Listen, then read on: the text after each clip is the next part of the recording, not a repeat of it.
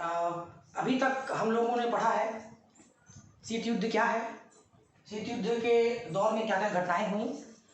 जहां से मैंने छोड़ा था वहां से आगे बढ़ते हैं। दो ध्रुवीता, दो ध्रुवीकरण क्या है, उससे पहले समझते हैं कि ध्रुवीकरण क्या है। जैसे भूगोल में, खगोल शास्त्र में जो ध्रुव नक्षत्र तारा होता है वो बाकी तारों को दिशा दिखाता है, उसी प्रकार अंतरराष्ट्रीय राजनीति में भी कोई एक राष्ट्र होता है जिसके पास शक्ति होती है और जिसके पीछे पीछे बाकी के राष्ट्र चलते हैं। इसको ऐसा कह सकते हैं कि कुछ राष्ट्र मिलकर अपने स्वार्थ के लिए या अपने उद्देश्यों की पूर्ति के लिए किसी शक्तिशाली राष्ट्र के पीछे उसके दिशा निर्देशों पर चलते हैं, जिसे हम कहते हैं ध्रुवीकरण। अब ध्रुवीकरण के स्थान पर आया द्विध्रुवीकरण, अर्थात जहां पर दो राष्ट्र हो।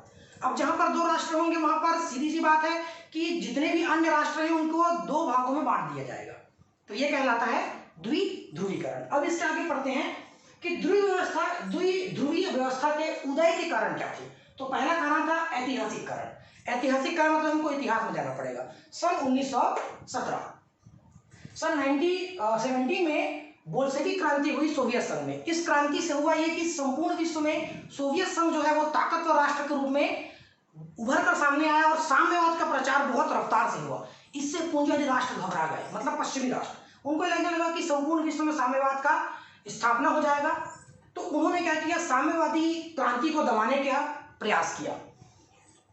उसके बाद अगला है द्वितीय मोर्चे का प्रश्न। हिटलर द्वारा जब सोवियत संघ पर आक्रमण किया गया उस समय वहां के राष्ट्रपति स्टालिन ने अमेरिकी राष्ट्रपति रूजवेल्ट और ब्रिटिश राष्ट्रपति चर्चिल से यह कहा कि वो जर्मनी पर हमला करे। इससे होगा ये कि हिटलर की शक्ति कम होगी और उसका ध्यान जो है वो किसी अन्य क्षेत्र की ओर बट जाएगा। लेकिन ऐसा हुआ नहीं, क्योंकि पश्चिमी राष्ट्र ये चाहते थे कि सोवियत संघ की शक्ति कमजोर हो, इसलिए उन्होंने हिटलर को ये कहा कि वो सोवियत संघ पर हमला करे और उसको पूरी तरह से बर्बाद कर दे। तीसरा है युद्ध के पश्चात मतभेद। जब युद्ध समाप्त हुआ, सेकेंड वर्ल्ड वॉर जब खत्म हुआ, तो कुछ मतभेद उभर कर सामने आए इन दो राष्ट्रों के बीच। वे क्या थे, तो कुछ यूरोपीय मुद्दों को लेकर अमेरिका और सोवियत रूस के बीच कुछ विवाद रहे जो बहुत लंबे समय तक चले। इसके बाद है द्विध्रुवीता के परिणाम। जब दो राष्ट्र उभर कर सामने आए, दोनों के बीच टकराव हुआ, तो इसका प्रभाव कहीं ना कहीं विश्व के अन्य राष्ट्रों पर भी देखने को मिला, अर्थात कुछ परिणाम आए। परिणाम क्या थे, तो पहला हुआ विश्व का विभाजन। बार बार पढ़ रहे हैं, विश्व दो गुटों में बट गया, विश्व का विभाजन हो गया, विश्व के टुकड़े हो गए। दूसरा है गुट निरपेक्षता का जन्म, अर्थात एक तीसरी शक्ति विश्व में सामने आई जो इन दोनों शक्तियों से अलग गुट बनाकर इनसे फायदा लेना चाहती थी। तीसरा है आणविक युद्ध को बढ़ावा। जैसा कि हम जानते हैं कि सेकेंड वर्ल्ड वॉर की समाप्ति उस समय हुई जब अमेरिका ने जापान पर परमाणु बम गिराए, उससे पूरा विश्व दहल गया।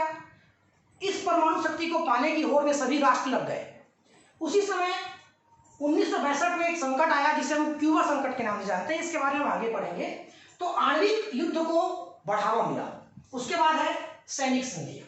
जब राष्ट्र आपस में मिलने लगे तो उनमें भय भी पैदा हो गया, तो राष्ट्रों ने आपस में संधियां, सैनिक संधियां करना शुरू कर दी, जिसे हम नाटो, सेंटो, सीटो, वार्सा पैक्ट आदि के नाम से जानते हैं। उसके बाद है यूएनओ का कमजोर होना। यूएनओ मतलब यूनाइटेड नेशनल ऑर्गेनाइजेशन, जिसे हम कहते हैं संयुक्त राष्ट्र संघ, जिसका जन्म 1945 में हुआ था सेकेंड वर्ल्ड वॉर के बाद विश्व युद्ध को रोकने के लिए। लेकिन यह कमजोर हो गया, कारण था वीटो पावर। वीटो पावर जिन राष्ट्रों के पास था वो 5 राष्ट्र थे। ये क्या करते थे, समय समय पर अपनी शक्ति का उपयोग करके अपनी बातों को यूएनओ से मनवा लेते थे, अर्थात यूएनओ एक कठपुतली बनकर रह गया, वो कुछ नहीं कर पाया। उसके आगे मानव कल्याण की उपेक्षा। हर राष्ट्र, पूरा विश्व शांति चाहता है, प्रेम चाहता है, सहयोग चाहता है, अर्थात मानव कल्याण ही सभी राष्ट्रों की भावना है। किंतु इस व्यवस्था में, द्विध्रुवीय व्यवस्था में मानव कल्याण की सर्वथा उपेक्षा की गई। कैसे? इन राष्ट्रों के द्वारा अपने राष्ट्र को अधिक महत्व दिया गया, सैनिक संधियां होने लगी, अविश्वास की भावना उत्पन्न होने लगी। उससे विश्व में गरीबी, बेरोजगारी, भ्रष्टाचार फैलने लगा, जिससे कि मानव कल्याण की पूरी तरह से उपेक्षा हुई। उसके बाद है नव उपनिवेशवाद का जन्म। जैसा कि आपको पता है कि उपनिवेशवाद धीरे धीरे समाप्त हुआ सेकेंड वर्ल्ड वॉर के बाद, क्योंकि जो पावरफुल कंट्रीज थी वो कमजोर हो गई थी, उन्हें मजबूर होकर बाकी राष्ट्रों को स्वतंत्र करना पड़ा। लेकिन नव उपनिवेशवाद एक अलग तरह की विचारधारा है। जो ताकतवर राष्ट्र थे, जिनके पास पैसा था, सैन्य शक्ति थी, ये लोग क्या करते थे, जो कमजोर राष्ट्र थे उनको सैनिक सहायता देते थे, हथियार देते थे, पैसे देते थे, और उसके बदले में उनके आंतरिक मामलों में हस्तक्षेप करते थे, राजनीतिक, आर्थिक, सांस्कृतिक, सैनिक और कई प्रकार के मामले, जिससे कि नव उपनिवेशवाद का जन्म हुआ। तो ये थे इसके परिणाम। अब हम बात करते हैं वर्तमान स्थिति की, कि वर्तमान स्थिति में द्विध्रुवीता का की क्या स्थिति हमारे विश्व में है।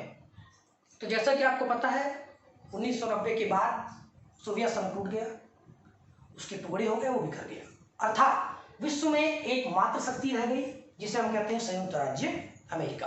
अब पूरे विश्व का मुखिया है अमेरिका, उसके अलावा और कोई राष्ट्र उसके सामने टिक नहीं सकता।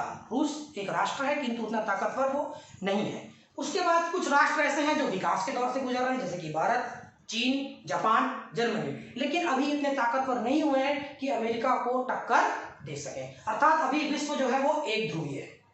इसे हमको दो ध्रुवी करना है या बहुध्रुवी करना है, ताकि शक्ति का संतुलन बना रहे।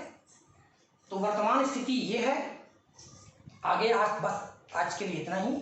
आगे हम कल देखेंगे क्या करना है, क्या पढ़ना है, मैं आपको बता दूंगा। Okay, stay home, bye.